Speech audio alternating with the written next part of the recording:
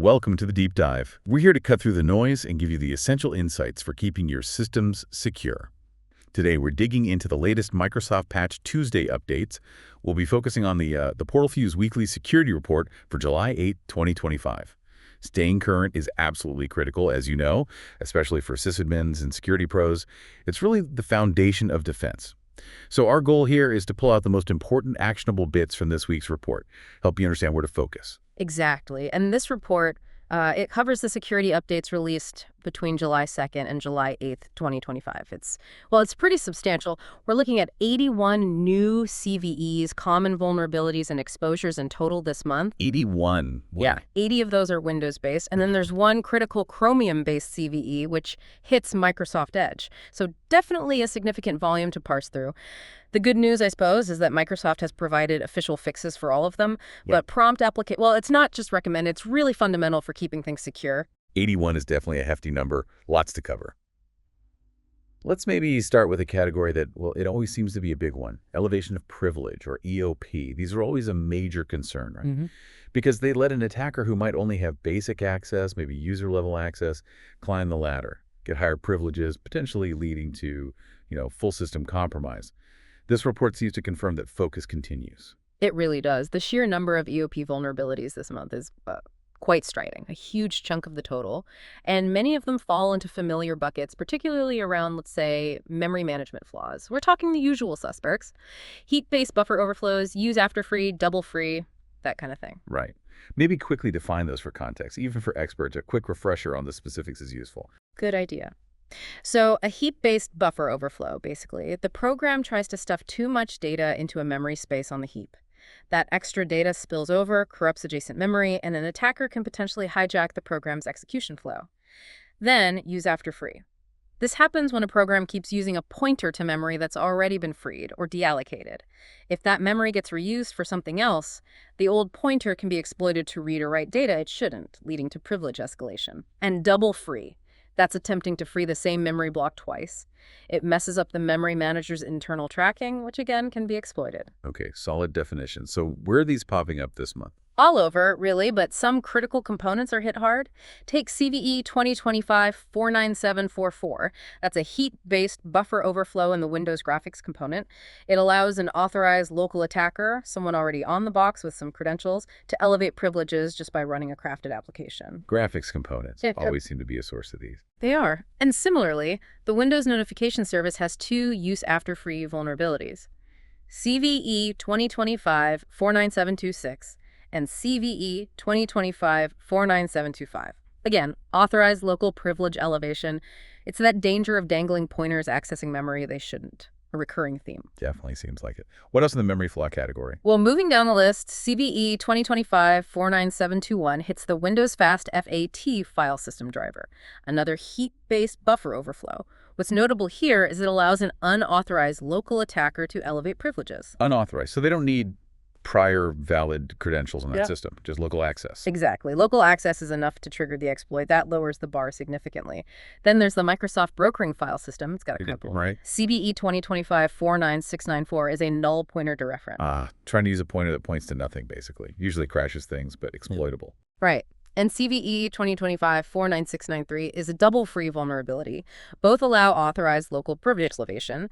They point to potential integrity issues in how that system manages memory references. And there's another one in the brokering file system, CVE 2025-49677, which is a use after free. Seems like a problematic component this month. Clearly. Keep going. This list is long. It is. The Windows Ancillary function driver for WinSock has CVE 2025-49661. This one's an untrusted pointer dereference. Basically, the program uses a pointer without checking if it's safe, letting an attacker potentially control memory reads or writes, leads to authorized local EOP. Now, here's an interesting pair. CVE 2025-48821 and CVE 2025-48819. They're in the Windows Universal Plug-and-Play UPnP device host. One's a use after free. The other is about sensitive data being stored in improperly locked memory. Okay. Both allow authorized privilege elevation, but here's the key bit. They can be exploited over an adjacent network. Adjacent network, so not strictly local, like from another machine on the same subnet? Precisely. That shifts the attack vector. You don't need physical or direct logged-in access, just network proximity on the same segment. That's a significant difference. Yeah, that really changes the risk profile, especially in flatter networks. So when we talk about authorized local privilege elevation for many of these others, just to clarify for everyone listening, what's the typical scenario for getting that initial authorized local access? Are we mainly talking insiders, or is it more like chaining exploits? That's a really important point. While, yes, a malicious insider could use these, the much more common pathway for external attackers is exploit chaining. Think about it, they might phish a user for credentials or exploit a browser bug, maybe find a misconfigured service to get that initial foothold. That first step gives them low-level but technically authorized user access. Then they use these EOP vulnerabilities to climb the ladder to admin or system. Okay, so it's often the second stage. Makes sense. Exactly. So patching these isn't just about stopping the final goal, it's about breaking that chain early. It reinforces the need for endpoint security, user training, the whole layered approach. Right, defense in depth. So back to the list. Ew. Any other major memory flaws? Oh, yes. We've got CVE 2025-48800 in the Windows Connected Devices Platform Service, another use-after-free authorized local EOP. The Windows Input Method Editor, the IME, keeps showing up too. CVE 2025-47991 is a use-after-free there, tied to improper memory management. Authorized local EOP again, even core authentication components.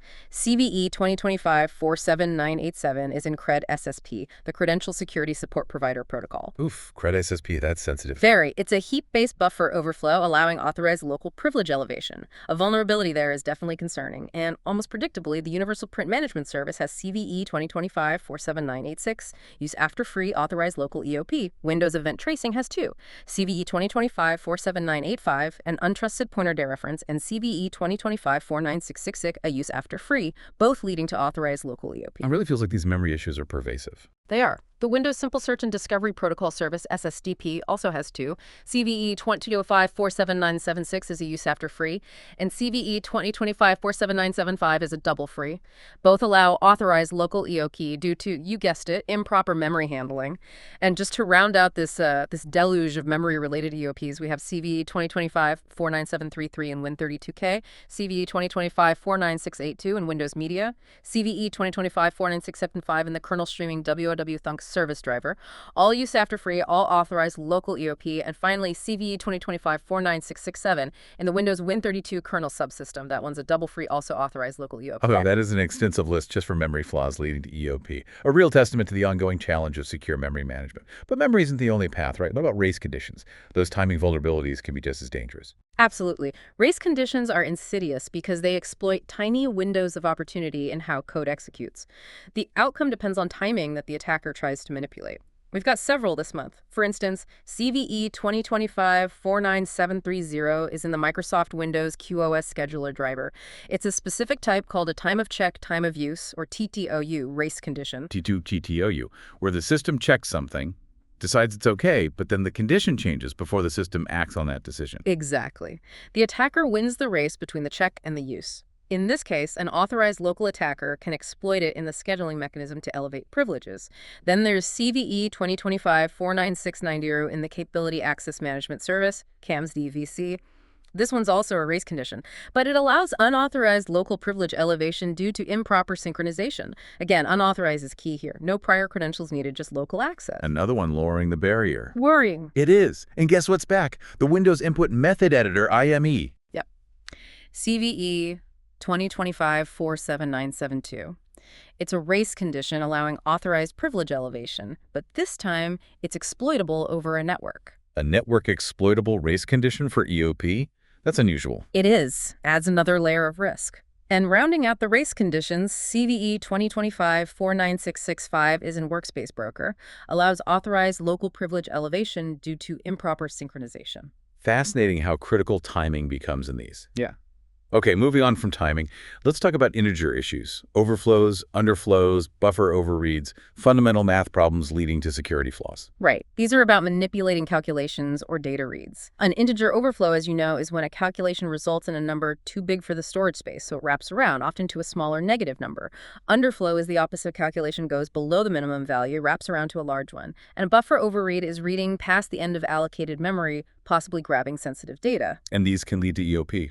Definitely. We have a cluster impacting Microsoft Virtual Hard Disk, VHDX, CVE 2025-49689, CVE 2025-47973, and CVE 2025-47971.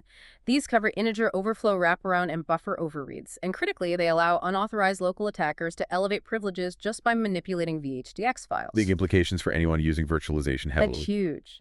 And then we have CVE 2025-47996 in the Windows MBT transport driver. That's an integer underflow, allowing authorized local EOP. CVE 2025-496FZN in the Windows transport driver interface, TDI translation driver, a buffer overread allowing authorized local EOP, all underscore the need for really careful boundary checks. Absolutely. Okay, beyond memory, timing, and math, what about logical flaws? Issues with access control, input validation, where the system just doesn't check permissions correctly or trust input too much. Yeah, these are often about faulty assumptions or insufficient checks. We have CVE 2025-48820 in the Windows AppX deployment service and CVE 2025-48799 in the Windows Update service. Both involve something called link following improper link resolution before file access. So tricking the service into following a symbolic link to somewhere it shouldn't access. Precisely. An authorized local attacker can leverage this for privilege escalation. It's a way to break out of expected boundaries. The SSDP service is back again with CVE 2025-48815. This time, it's a type confusion vulnerability. Type confusion, using an object or variable is the wrong type of thing. Exactly, leading to misinterpretation or unexpected behavior. Here, it allows authorized local privilege elevation because the service improperly handles resource types. Now, for Windows Virtualization-based security, VBS Enclave, there are three. CVE 2025-48811, CVE 2025-48803.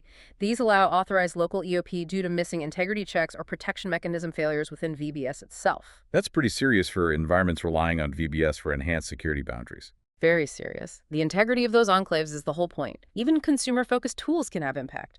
Microsoft PC Manager has CVE 2025-47993, improper access control leading to authorized local EOP.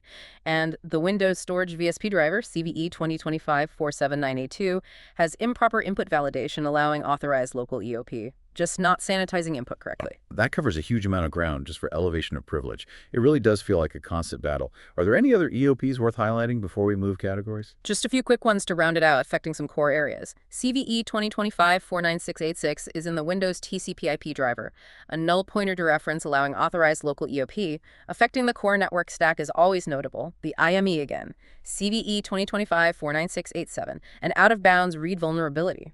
Authorized local EOP. That IME seems particularly vulnerable this month. It certainly got a lot of attention. Windows Search Service has CVE 2025-49685, a use after free authorized local EOP. Windows Shell has CVE 2025-49679, a numeric truncation error.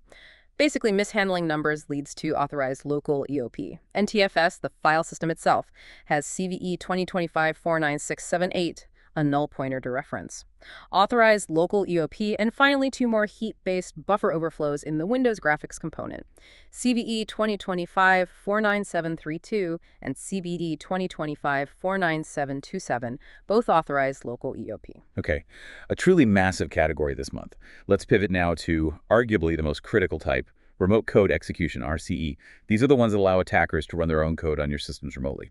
Full compromise potential. Definitely keep people awake at night. You're absolutely right. RCEs are top priority. Let's break down what we have this month. First, CVE 2025-49724. This one's in the Windows Connected Devices Platform Service. It's a use after free vulnerability, but critically, it allows unauthorized attackers to execute code over a network just by sending grafted requests. Unauthorized and network-based. That's about as bad as it gets. It's definitely up there. Then, CVE 2025-49691 affects Windows Miracast wireless display. It's a heap-based buffer overflow in Windows Media, allows unauthorized attackers to execute code over an adjacent network by sending specially crafted media files. So someone on the local Wi-Fi could potentially exploit this via Miracast. That seems to be the implication, yes. Concerning for shared network environments. Next, CVE 2025-48817. This impacts the remote desktop client. It's a relative path traversal vulnerability. Path traversal and RDP client. Yes. Allows unauthorized attackers to execute code over a network due to improper validation of file paths. Extremely dangerous in an RDP scenario. Microsoft MPEG-2 video extension has two RCEs, CVE 2025-48806, use after free, and CVE 2025-48805, heap-based buffer overflow. These allow authorized attackers to execute code locally. Still severe if initial access is gained, but requires that first step. Right. Local RCE still needs that foothold. Correct. Then CVE 2025-47981. This is in the SPNEGO Extended Negotiation, or NEGO-X, security mechanism. It's a heap-based buffer overflow, allowing unauthorized attackers to execute code over a network. Another serious network-based RCE in a security component. The Windows graphics component shows up again, this time with an RCE. CVE 2025-49742. It's an integer overflow allowing an authorized attacker to execute code locally. Integer overflow leading straight to RCE. Okay. And Microsoft Virtual Hard Disk VHDX also has an RCE. CVE 2025-49683. Another integer overflow. This one could allow an unauthorized attacker to execute code locally. Again, major concern for virtualized systems. In Hyper-V itself, specifically the discrete device assignment DDA feature, we have CVE 2025-48822. It's an out-of-bounds read vulnerability allowing an unauthorized attacker to execute code locally. Potential guest-to-host or cross-guest implications there. Yeah, any RCE in Hyper-V needs immediate attention. Absolutely. And finally, the one non-Windows CVE, but it's critical. CVE 2025-49713 and Microsoft Edge, the Chromium-based version. It's a type confusion vulnerability. We talked about type confusion earlier for EOP. Right. Here, it allows an unauthorized attacker to execute arbitrary code over a network just by getting a user to visit a malicious web page. The classic drive-by download scenario. Critical browser, RCE. Needs patching ASAP. Without a doubt, it's a direct internet-facing threat. Okay, that covers the RCEs. Let's move on to information disclosure, or ID vulnerabilities. Yeah. Maybe not always as dramatic as RCE, but leaking sensitive info can be devastating in its own right or set up bigger attacks. Precisely. Information disclosure can violate compliance, expose secrets, enable reconnaissance. It's a serious category. Let's look at a few. CVE 2025-49664 is in the Windows User Mode Drival Framework host. Exposure of sensitive info to an unauthorized actor. It allows authorized local disclosure, so a logged-in user could potentially see data they shouldn't. A breakdown of least privilege. Essentially, yes. The Windows Transport Driver Interface, TDI Translation Driver, a CVE 20.5-49658. An out-of-bounds read allowing authorized local disclosure of sensitive info. Memory errors leading to leaks again. Now, CVE 2025-48823 in Windows Cryptographic Services. This involves cryptographic issues allowing unauthorized network disclosure of sensitive information. Unauthorized network disclosure from crypto services. That sounds really bad. It's definitely a high priority concern, improper handling of crypto ops leading to leaks over the network. The Windows kernel itself isn't immune. CVE 2025-48808 allows authorized local disclosure due to insufficient protection mechanisms at the core OS level. Hyper-V again, CVE 2025-48802, an integer overflow or wraparound allowing authorized disclosure of sensitive information over an adjacent network. Network-based info leak from Hyper-V, another one for virtualization admins. Right. Windows GDI has CVE 2025-47984. It's a protection mechanism failure allowing unauthorized network disclosure of sensitive info, GDI leaking data over the network. The Windows imaging component has CVE 2025-47980. Exposure of sensitive info allowing unauthorized local disclosure, maybe via a crafted image file. And lastly here, CVE 2025-49684 in the Windows Storage Port Driver, a buffer overread allowing authorized local disclosure, more memory handling issues. It really drives home how data handling errors, even without code execution, are a major risk vector. Okay, let's talk spoofing, making things appear to be something they're not. Spoofing leverages deception. It can trick users or systems into trusting malicious entities or data. We have CVE 2025-49760 in Windows Storage. It's about external control of file names or paths, allows authorized network spoofing due to improper validation, basically tricking something into thinking a malicious file is legitimate. Could lead to running malware or accessing wrong resources. Potentially, yes. CVE 2025-48802 is in the Windows SMB server. Improper certificate validation. This allows authorized network spoofing. If the server doesn't check certs properly, an attacker could potentially impersonate legitimate SMB endpoints, man-in-the-middle possibilities. Right. Undermining trust in SMB communications. Exactly. And finally, CVE 2025-33054. This is remote desktop spoofing. It stems from insufficient UI warnings in the RDP client about dangerous operations. Allows unauthorized network spoofing by misleading the user. Tricking the user into connecting to a fake session or approving something malicious without realizing the danger. That's the idea. Exploiting user trust or lack of clear warnings. Always a tricky one. Definitely. Okay, next up, security feature bypass, SFB. These are always frustrating as they specifically target and disable security controls we rely on. Yes, SFBs directly undermine defenses. Very important to patch. We have CVE 2025-488 Warrant 2 in the remote desktop licensing service. It's due to missing authentication for a critical function, allows an unauthorized network bypass of a security feature. Serious implications for RD licensing integrity. Now, this is a big one. Multiple BitLocker vulnerabilities classified as SFB. This is concerning for data at rest protection. Multiple BitLocker bypasses. Uh-oh. Yes. We have CVE 2025-48881, CVE 2025-48800, CVE 2025-48801, and CVD 2025-488ND. The underlying flaws vary, excepting untrusted data, protection failures, TOC/TOU, race conditions. But the key takeaway for all of them is that they allow an unauthorized attacker to bypass BitLocker security features via a physical attack. Physical access bypasses BitLocker. That's huge for laptops, mobile devices. Absolutely huge, and some can be exploited during the authentication process itself. So direct physical access could potentially circumvent disk encryption, a major risk if devices can be physically accessed by an attacker. Wow, okay, that's a cluster of critical patches for endpoint security teams. Definitely. And one more SFB, CVE 2025-49740 and Windows SmartScreen. It's a protection mechanism failure allowing unauthorized network bypass. SmartScreen might fail to warn users about malicious sites or downloads. Undermining that layer of web protection. Okay. Though. Those BitLocker ones really stand out. Need to ensure those get deployed everywhere. Let's cover denial of service, DOS, next. Aiming to disrupt availability rather than steal data or execute code. Still highly impactful. DOS can cripple operations. We have a few notable ones. CVE 2025-47999 in Windows Hyper-V. Missing synchronization allows an authorized attacker to cause a denial of service over an adjacent network. Affecting VM availability from the local network. Another Hyper-V patch needed. Right. The Windows print spooler has CVE 2025-49722. Uncontrolled resource consumption. Allows an authorized attacker to cause DOS over an adjacent network, taking down printing services. Print spooler. Seems like it's always got something. It's a complex service with a long history. And finally, CVE 2025-49680 in Windows Performance Recorder, WPR. This uses that link following technique we saw earlier, but here it allows an authorized attacker to cause a DOS locally, making a diagnostics tool unavailable. Okay, good to see fixes for those potential disruptions. Lastly, there's sometimes a category for processor-specific vulnerabilities.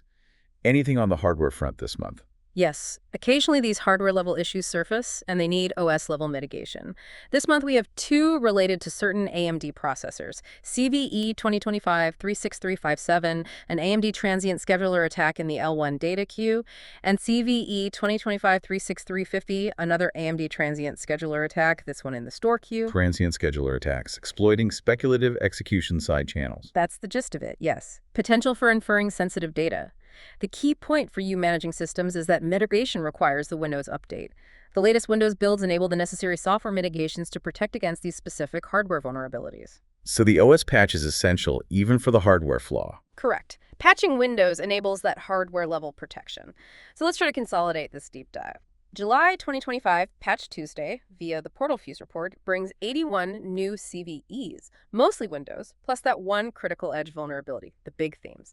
A massive number of elevation of privilege vulnerabilities, especially memory flaws and race conditions. Significant remote code execution risks, some network-based, hitting things like RDP, Hyper-V, and Edge. We also saw various information disclosure issues, some network-based, and those critical security feature bypasses, especially the ones impacting BitLocker with physical access, plus several denial of service vectors. And again, Microsoft has provided fixes for all of them. Application is crucial. Absolutely. It's a lot, but the action is clear.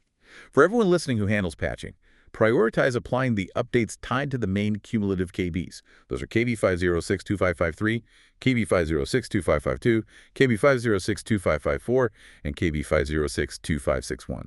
And, really importantly, make sure you're also updating Microsoft Edge separately to catch CVE 2025-49713. That critical browser RCE won't be in the main Windows CUs. Check its release notes. The overall advice, as always, is prompt application of all these security updates. It's the best way to mitigate the wide range of risks we've just discussed across your Windows estate.